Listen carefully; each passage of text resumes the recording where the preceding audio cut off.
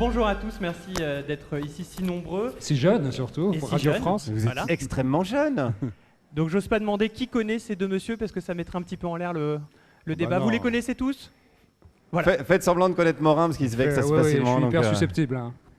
Donc je suis heureux et quand même un petit peu inquiet parce que vous le voyez, je suis entouré de deux flibustiers de l'antenne, de plumes acérées, de regards impertinents, de flingueurs qui officient à bout portant et parfois d'un bout à l'autre de l'antenne de France Inter. Donc Daniel Morin dès l'aurore et ensuite dans la bande originale de Nagui et Guillaume Meurice nous transporte chaque après-midi sur Jupiter, sans oublier bien sûr ses incursions régulières dans la galaxie de la matinale. Donc deux hommes. Ça c'est écrit. Hein. Ça c'est écrit. ça, c'est Ouais. bossé. Ça c'est bon. Et ça. ça, Et c'est prenez sur- des notes parce que ça c'est une vraie leçon de Et présentation. tout de est sur ce journaliste. prompteur. Merci, mademoiselle, je lis dans vos yeux et ça fait plaisir. Donc là, je dois dire On deux l'appelle- hommes, On l'appelle le nouveau Patrick Cohen. C'est quand même quelqu'un d'assez incroyable. tout un Patrick avenir. Cohen, c'est un vieux monsieur qui était sur France Inter avant. France Et qui- Inter, c'est et une qui vieille nous a radio où quittés. vous êtes actuellement. Alors, deux hommes, deux styles, deux charmes, deux chevelures, pour répondre donc Deux ambiances. à une question. À une question, l'humour est-il créateur de liens ou facteur de division? Nous avons une demi-heure pour y répondre et je vais compter sur vous pour nous souffler en fin de rencontre quelques réponses ou pourquoi pas quelques questions. On est prêts? C'est beau. C'est beau, c'est beau. On est prêt. Enfin, nous, on est complètement prêts. Hein. D'accord. Alors, on va démarrer, parce qu'on a parlé un peu de vos différences capillaires, mais on va parler aussi de ce qui vous rassemble. Il me semble Ça que- va être rapide. Hein. Il me semble que vous avez déjà officié ensemble chez Frédéric Lopez, qui est depuis parti en terre inconnue. Celle-là est facile. Mais surtout, vous officiez tous les deux dans une émission de bande. Et je voudrais savoir en quoi, justement, l'humour est essentiel pour fédérer une équipe. Là, Alors ça, une c'est vraie question. Daniel, c'est Daniel qui va répondre à cette question. Elle est trop intelligente pour moi. Le problème, c'est que fédérer une équipe, c'est une chose, mais après, est-ce qu'on peut aller au-delà de l'équipe qu'on essaye de fédérer? C'est là le grand mystère, c'est là le grand but, et je ne crois pas qu'on y arrive. Je ne pense pas. Est-ce que plus sérieusement, ça veut dire que effectivement vous faites beaucoup de blagues, vous vannez régulièrement, enfin surtout toi tu vannes beaucoup Nagui, on comprend pas trop pourquoi, mais tu vannes beaucoup effectivement le jour de la table, toi aussi Guillaume. Est-ce que vous n'avez pas peur parfois de tomber dans les private jokes justement à force de s'envoyer des vannes les uns autour des autres autour de la table, où vous avez tout le temps le souci de se dire tiens qu'en pense notre auditeur qui connaît pas forcément, qui a pas forcément envie de Qui ne rire connaît avec pas nous. forcément Nagui. Ben non, mais c'est un juste milieu à trouver. Les vannes sur les gens qui sont autour de la table, ça permet de fédérer l'équipe et puis que les gens qui écoutent se disent on a l'impression d'être avec eux, c'est une bande de potes qui s'amusent. Après, c'est vrai que si tu fais que ça, tu deviens rapidement Cyril Hanouna, quoi. Et tu te mets des nouilles dans le slip. Vous voyez qui c'est Cyril Hanouna? Il y a des gens qui regardent Cyril Hanouna? Vous dégagez. Pardon. Donc ouais, il y a un juste milieu à trouver, oui, évidemment. Il faut juste jamais oublier l'auditeur ou l'auditrice. Normalement, c'est un peu le rôle de nous. Chez nous, c'est Charline qui flique un petit peu ça, quoi. Dès que ça part en sucette et qu'on commence trop à discuter entre nous, elle dit oui. Sinon, il y a des gens qui nous écoutent et donc faut penser à eux. Mais est-ce que vous êtes vraiment des potes dans la vie? Oui, bah ouais. Contrairement à l'équipe de Nagui, Ça. qui sont vraiment 8 cachetonnes, quoi. Ils arrivent à 11h moins 5, Ça, ils c'est font clair. leur blague, Là, ils se 5 barrent, minutes quoi. avant, 2 secondes après, on est parti. Ouais. Mais par contre, ils arrivent bien à créer l'ambiance de bonne humeur. Quand tu les écoutes, tu te dis, C'est professionnel. Ouais, c'est des professionnels. Oui, parce que tu passes pas tous tes week-ends avec Nagui. À Pas l'inverse tous. de Guillaume qui les passe beaucoup avec Charline. Ça nous est arrivé de partir en vacances ensemble ou de rester un week-end quand on est en déplacement avec Charline, Alex et les chroniqueurs, ouais. Ouais, donc là on a quand même deux différences, c'est-à-dire vraiment des potes. Est-ce que c'est plus facile ou plus difficile justement quand on est vraiment potes? Moi, je trouve que c'est plus facile parce que tu peux envoyer des fions à l'antenne et la personne en face le prend pas mal. Enfin, ce que j'oserais peut-être pas faire, ce que je fais pas avec Daniel parce que je peux pas le blairer. Vraiment. C'est bien, continue sur cette voie-là. Non, je plaisante, mais quand tu connais moins la personne ou qu'il y a moins de complicité, t'hésites à lui faire des vannes. Tu vois, plus tu connais la personne, plus tu peux être méchant. Ça, c'est rigolo. Et est-ce qu'il y a des quotas quand même, des quotas en se disant tiens là j'ai un peu trop attaqué l'un, un peu trop attaqué l'autre? Est-ce que vous dites aussi tiens il faut que je répartisse un peu les coups ou Pas pas? du tout. Question suivante. Non, mais c'est pas une science, hein. C'est juste une question de ressenti, quoi. C'est juste, voilà, des fois on se dit bon là. Non, mais c'est vrai que comme Nagui est hyper connu, c'est peut-être un peu facile, mais de s'attaquer à lui. Quand tu t'attaques à Nagui, tout le monde sait à qui tu parles. C'est pas forcément le cas quand il y a des gens qui sont moins célèbres autour de la table. Mais quand tu te retrouves avec une tête de gondole comme Nagui, c'est vrai que c'est tentant de faire des blagues parce que tout le monde sait qui est Nagui, tout le monde sait qu'il est tout petit, tout le monde sait qu'il est très méchant. Donc, voilà. Tout le monde sait qu'il est très riche et qu'il prend une blinde à France Inter. Ça, la direction aime pas trop qu'on le dise. Mais Non, justement, bah, le dis pas. Non, mais je le dis pas. Non. justement, est-ce que tu t'es pas servi de l'humour pour mieux intégrer Nagui? Parce que tu disais tête de gondole. Tête de gondole, c'est le supermarché. Le supermarché, c'est assez loin de l'esprit de France Inter. Donc quand Nagui est arrivé... Oh, détrompe-toi, mon ami. Attends. Détrompe-toi. Quand Nagui est arrivé... Radio France est une grande surface. Ça, on le prouve ce soir. Cet après-midi, ce matin. Quand Nagui... La vie d'animateur. Le gars, il est encore bourré, toi. Bonsoir à tous et bienvenue dans cette... Nagui, quand il est arrivé, il n'a pas forcément été tout de suite bien accueilli à France Inter parce qu'on va dire que c'était assez loin de l'esprit de la radio. Est-ce que justement le fait de l'attaquer, de lui envoyer des vannes, c'était aussi une manière de l'intégrer parce que l'auditeur de France Inter se retrouvait peut-être dans tes attaques en se disant « Tiens, bah, après tout, il s'en prend plein la gueule et ça va m'aider à l'aimer ». Je suis étonné. Cette question est très pertinente. Ça s'appelle le travail. Ça te change de Nagui, du coup. Alors, il y a ceux qui aiment bien Nagui, comme moi, et après, quelquefois, il y a les autres. Oui, je pense que, pour être très honnête, on va pas se mentir. On est là pour parler... C'est une façon, non, mais c'est une façon, bien sûr, mais pas que lui, c'est pour ceux qui sont nouveaux aussi, ça permet de les intégrer, oui, bien sûr. Ouais, mais Nagui, c'est un cas particulier, parce que toi, tu étais à l'antenne sur France Inter avant lui, donc tu étais un peu un point de référence. Quand Nagui arrive, peut-être que des gens se disent « Qu'est-ce qu'il fout là, ce mec qui cachetonne » comme tu le disais si bien, Guillaume. Et le fait qu'un mec lui dise, plus ou moins, enfin même plutôt directement, je pense que ça l'a peut-être aidé à l'accepter. Est-ce que c'était une stratégie pensée? En fait, c'est ça ma question. Est-ce que c'était pensé de se dire « Tiens, ça va me servir d'attaquer Nagui pour l'intégration de l'émission » ou alors ça s'est fait naturellement? Alors déjà, il va falloir arrêter de croire que les humoristes sont des gens qui pensent. C'est une espèce de légende, mais on n'en connaît pas en tout cas. Ça, on n'en connaît pas. Et non, c'était pas calculé une seule seconde. C'est juste, je te dis, le personnage s'y prête complètement. Toute la France le connaît, donc tu l'attaques. En plus sur des aspérités que tu grossis à l'extrême pour pas que ce soit ambigu. Alors pour revenir aussi à notre question, hein, facteur de division, rassemblement, on ne perd pas de vue cette grande question de dissertation qui finalement vous correspond assez bien ce matin. Est-ce que les invités aussi peuvent mal prendre un peu vos humours? Parce qu'on a compris, toi c'est tes potes, donc finalement ça passe. Toi c'est des copains qui font comme si c'était des copains professionnels, donc ça passe. Mais non, au-delà de la blague, on s'entend très bien autour de la table, il n'y a pas d'inimitié. Enfin si. Mais est-ce que justement les vannes avec les invités, parfois ça passe pas très bien? Oui, moi j'ai l'exemple la semaine dernière, puisqu'on a eu comme invité Michel Leb. Alors je ne sais pas si vous connaissez Michel Leb. Imitation, Daniel, de Michel Leb? Imitation de Michel Leb qui imite un Africain, Daniel Morin. Je laisse l'art aux artistes, donc je ne vais pas marcher sur les plates-bandes de ce... Et donc forcément, dans ma chronique, j'ai fait référence à ce sketch raciste et également au fait qu'il ait pompé pas mal de blagues à des humoristes anglo-saxons. Et qu'il a beaucoup de dossiers sur une chaîne YouTube qui s'appelle Copy Comic. Et ça l'a pas forcément fait marrer, non. Mais je m'en fous un peu, enfin, je considérais que c'était... mon rôle à ce moment-là, il était à côté de moi, je ne pouvais pas ne pas lui faire cette référence-là, dans une chronique qui n'avait absolument rien à voir. Mais donc oui, évidemment, il ne l'a pas bien pris, c'était pas fait pour qu'il le prenne bien non plus, quoi. Ça arrive, mais souvent les invités sont plutôt... Ils sont là pour faire leur promo, donc ils sont plutôt sympas. Nous, quand on nous demande est-ce que lui ou elle est sympa, dans les médias, quand ils arrivent sur un plateau, dans un studio, ils sont toujours sympas, quoi. Les 5 premières minutes, ils sont toujours sympas. Ouais. Mais j'ai comme l'impression que dans votre programmation, vous invitez, vous, surtout des gens que vous aimez bien. Quand même. C'est vrai, ouais. Oui. Tandis que vous prenez tout ce qui passe, j'ai l'impression. On prend tout et n'importe quoi, tu sais. Après, voilà, faut faire tourner la machine. Non, mais il y a déjà du coup une petite sélection qui est faite en disant tiens, on va prendre des gens qu'on aime bien, donc du coup, ça t'encourage moins à les vanner, puisque a priori, si tu les aimes bien, tu peux les charrier, mais pas les attaquer frontalement. Soit je crois que Michel Leb était le meilleur exemple qu'on puisse trouver. Des gens que vous aimez bien à chaque fois. Non, mais moi, je m'occupe pas de la programmation, donc je regarde, on a un tableau avec marqué les invités et les chroniqueurs, je regarde ça quand j'arrive le matin, quoi. Donc là, quand j'ai vu que c'était Michel Leb, je me suis dit, bon, ben voilà, je vais préparer ça. On a eu le cas avec Jean-Louis Debré aussi, on a reçu Jean-Louis Debré. Qui est un mec qui connaît Jean-Louis Debré alors là, dans la on salle. creuse vraiment, on est dans les archives de la République, quoi. En fait, vous captez rien, quoi. Daniel Morin, ça vous dit rien, Guillaume Meurice non plus, Jean-Louis Debré non plus. Hanouna, ça va? Ok. Daniel Morin, voilà. C'est un peu le nouveau Kev Adams, quoi, on peut dire un peu comme ça. C'est un peu ça, ouais. Et Jean-Louis Debré, il passe maintenant pour un mec un peu sympathique, un peu pépère comme tous les vieux à la Chirac, alors qu'en fait, c'est les lois Debré, Pasqua sur l'immigration. C'est le mec qui a fait rentrer les CRS dans une église à coups de hache à l'époque de Saint-Bernard. Donc c'est quand même un aimable enfoiré, quoi. Donc il fallait quelqu'un sur le plateau pour lui rappeler qu'il avait fait ça, alors que ça faisait une demi-heure qu'il faisait le gars sympa, qu'il avait sorti un bouquin avec 3 anecdotes pourries sur Chirac, quoi. Et heureusement, voilà, mais ça arrive rarement qu'on ait des invités que j'aime pas à ce point-là. Ça s'est senti que je l'aimais pas. Voilà, de toute façon c'est les deux exceptions. Alors j'en ai un troisième si vous voulez, Dupond-Moretti. Oui. Eric ? Dont je ne savais pas à quoi penser avant, je m'en foutais un peu, quoi. Et il se trouve que Alex a eu la bonne idée de lancer un débat sur la corrida en plein milieu de l'émission et qu'il est assez pro-corrida. Donc on s'est frité, mais cordialement, il n'y a pas eu de coup bas. Et ça remonte jamais jusqu'à la direction quand des invités comme ça Si. prennent mal des trucs, si Alors, Ça comment ça remonte se à passe des- quand ça remonte jusqu'à la direction ?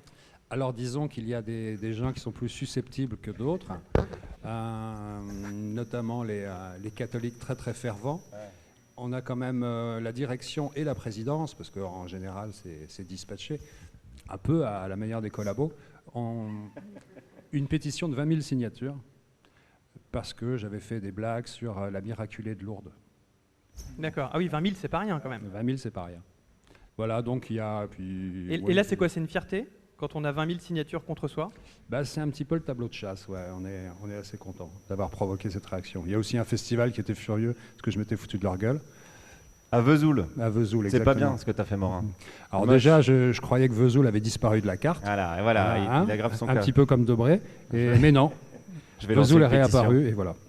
Alors là, tu parlais justement de cette pétition. Donc, indirectement, c'est la question de la religion. On sait que c'est toujours une thématique complexe à aborder. Est-ce que c'est là où vous mettez aussi des limites ? Alors, je sais que vous allez me dire l'un et l'autre que vous avez pas de limites, C'est la nos question des limites. limites, c'est la question Hein, des limites. voilà, Maintenant. on a toute la liberté. Non, tu vois, je l'anticipe. Je sais que vous n'avez pas de limites. Mais est-ce que justement sur Et je pose la question quand même.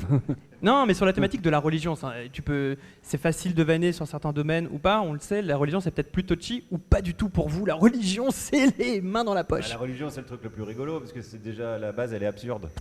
C'est de croire qu'il y a quelqu'un qui a créé tout ce qui nous entoure. Ce qui est déjà absurde parce que du coup, il a créé des gens qui ne croient pas en lui.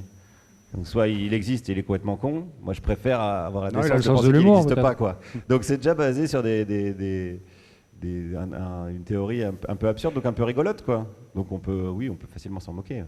D'accord. Pour toi, en tout cas, ça te pose pas de problème. C'est-à-dire que quand tu écris une vanne sur, je sais pas, les cathos, l'islam, les extrémistes en tout genre, c'est pas une ligne que tu vas plus relire que les autres. Non. D'accord. Bon, non. De toute façon, tu ne sais pas lire. Et toi, pareil. Ce qu'il y a, c'est que quand on est sur un support comme France Inter, la religion n'est pas quelque chose qui nous guide, en tout cas spirituellement, mais on peut dire que ça peut nous titiller. Ça peut nous titiller et à juste raison. Bon, après, on a par exemple la Manif pour tous. Ils ne sont pas forcément friands de nos réactions post-manifestation, mais voilà, on ne va jamais s'interdire de le faire. En tout cas, même si je ne suis pas à pas la carrière de Guillaume ni son œuvre, je sais qu'il ne s'en retient pas, il a raison, et nous non plus, on ne le fait pas. Et je crois qu'on nous en voudrait de ne pas le faire. Nous, on croit à une seule déesse, c'est Laurence Bloch. Oui. Voilà. La patronne de France Ouais, Inter. patronne de France Inter, Qui d'ailleurs en c'est- ce moment ne vous regarde pas. Non. Qu'est-ce Mais que- je crois qu'elle est dans le coin, je sens sa présence bénéfique. Mais elle est moitié sourde, donc à mon avis, elle n'entend pas ce qu'on dit. Elle est là-bas. Ouais. Ah, dites donc, est-ce qu'elle est jolie. Est-ce que Viens tout de t'asseoir, même... Laurence.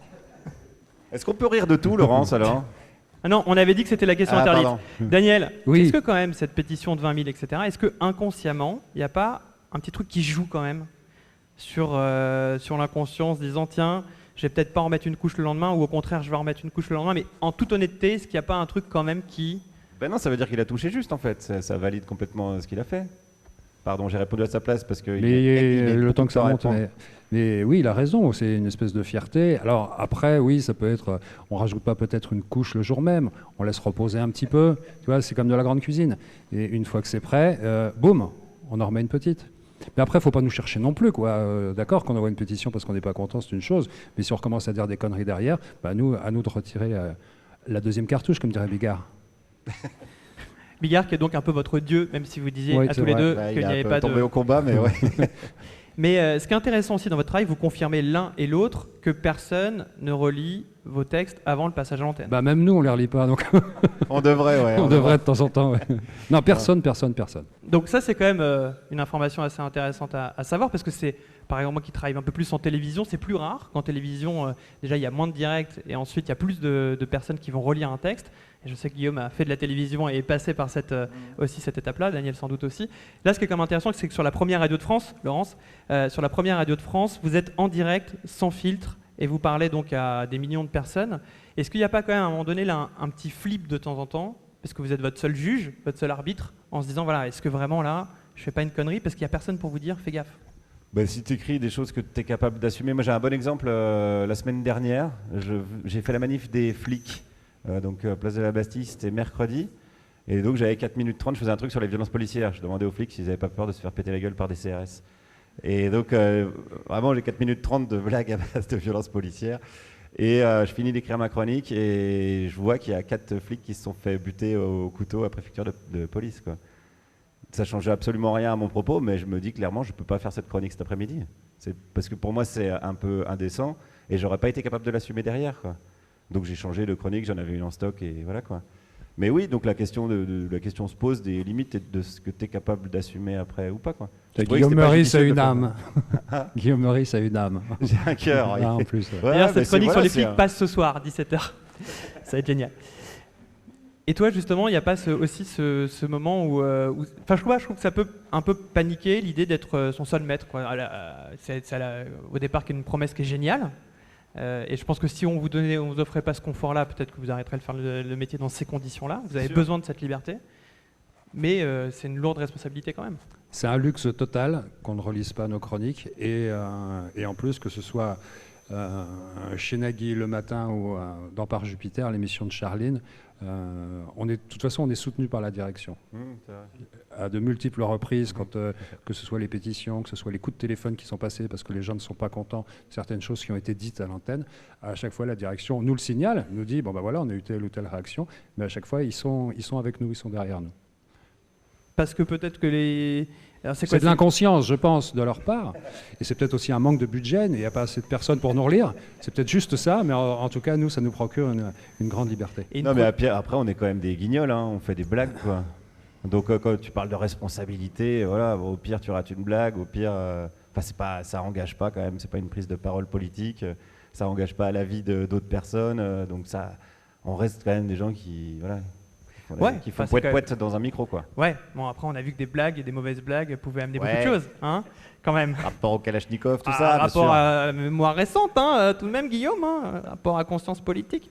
Non, mais justement, est-ce que toi, qui as un humour plus politisé, en tout cas assez politisé, je ne sais pas si tu as accepté ce terme, Guillaume, mais en tout cas tu joues beaucoup avec le terrain de la politique, sur le terrain de la politique. Est-ce que tu penses... Je sais que tu vas me dire que non, mais est-ce que tu penses que tu as... Spoil pas ma réponse, putain. Est-ce que tu penses que tu as quand même une petite influence politique? Oui, énorme influence. Je suis en train de monter un mouvement. Non, pas du tout. Non, évidemment, non, je pense pas ça. Si je pensais ça, je serais un peu cramé, quoi. Et puis j'aurais pris la grosse tête d'un coup. Enfin, non, ce que je te disais juste avant, on fait juste des blagues. Enfin... Regarde, on dit bien les guignols, les pommes, machin. Alors on réécoute peut-être l'histoire Chirac. D'accord. Ça a rendu sympathique Chirac, ouais. Je pense pas, en fait. Personne n'a aucune preuve de ça, c'est un truc qui a été sorti un jour et c'est un peu resté, mais ça n'a jamais été. Est-ce que tu penses, toi, qu'il a une influence politique, même légère? Non, mais ce que je trouve ça m'emmerde de dire ça, mais ce que je trouve de remarquable avec Guillaume, c'est qu'il arrive à avoir une conscience politique, il arrive à en faire de la blague et il arrive à être drôle dans son propos, alors que ça peut être l'écueil pour beaucoup, c'est-à-dire de donner leur avis et de finir par faire un édito et plus une chronique humoristique. Il faut d'abord faire marrer, l'objectif c'est d'abord d'être rigolo et après de donner ton avis. Mais il y en a pas mal qui perdent ça de vue. Oui, qui sont politiciens, soi-disant humoristes, alors que lui c'est un humoriste qui se sert de la politique pour faire rire. Donc on a... Et qui y arrive. C'est beau. Et qui y arrive. C'est une forme de... Merci, vous êtes gentil. Non, mais chacun aura son petit moment compliment. Son petit moment compliment. Ouais, moi, il tarde un peu quand même. Il va arriver, Daniel. Il va arriver, justement. Autre différence que vous avez tous les deux, c'est que toi, tu utilises aussi des personnages. Ouais. Alors, c'est parce que toi, tu es très mauvais en imitation aussi. Ouais, je suis à chier. Depuis toujours, d'ailleurs, depuis le monde de Monsieur Fred. Depuis toujours, depuis en 53 déjà. Mais oui, déjà le dimanche après-midi. Je faisais Pétain. Gros succès, c'est vrai. Gros succès. J'imagine que c'est... Est-ce qu'il y a justement quelque chose que tu peux permettre de dire forcément dans la bouche de ce personnage que Daniel Morin ne pourrait pas dire en tant que tel? Donc c'est un... c'est clair que ça nous aide quand je fais l'animateur de Radio Facho, ça me permet de dire des horreurs avec entrain, avec joie et avec délectation. Mais c'est vrai que c'est plus délicat si on le prend dans sa voix. En plus, ça pourrait, mais là, ça rentre dans la parano de celui qui écrit son papier et on revient au problème peut-être de la relecture ou pas. Est-ce que je peux me permettre ça ou pas? Là, on se dit, j'ai le masque et puis je peux y aller. Il a le masque et toi, tu as la C'est ça, c'est un moment complément à Daniel. Moi, c'est ça que j'apprécie dans ses chroniques, c'est qu'il en fait un moment. C'est ton moment là. Oh yes. Non, mais c'est vrai, il en fait un moment de théâtre. C'est assez dur en fait d'amener quand même des personnages super dur. en radio. Et ça, il maîtrise parfaitement. Il a ses personnages récurrents. Et c'est hyper plaisant en tant qu'auditeur d'être trimballé d'un univers à l'autre et puis puis d'entendre du jeu d'acteur en fait. Il veut pas faire de scène, cet idiot-là, parce qu'il a peur et puis il est vilain physiquement. mais, mais il serait très bon en fait. À la différence de toi qui fait beaucoup de scènes, hein, Guillaume. Il sera d'ailleurs en tournée le 14 décembre à Quimper. Du coup, je prends sa place. Dépêchez-vous, c'est déjà presque complet. Autre question, et j'imagine que c'est un piège à éviter, c'est comment on arrive à sortir de son propre personnage, puisqu'on en a à se surprendre et à surprendre son audience. Parce que regarde, tu me dis, je vais faire le salon des chasseurs le week-end prochain. Je peux me dire, ouais, Meurice qui va chez les chasseurs, je vois à peu près ce qu'il va en retirer. Ouais, mais tu vas écouter quand même. Et pourquoi ? Bah parce que ça va être Parce que tu as un rigolo. garçon bien élevé et tu vas dire oui.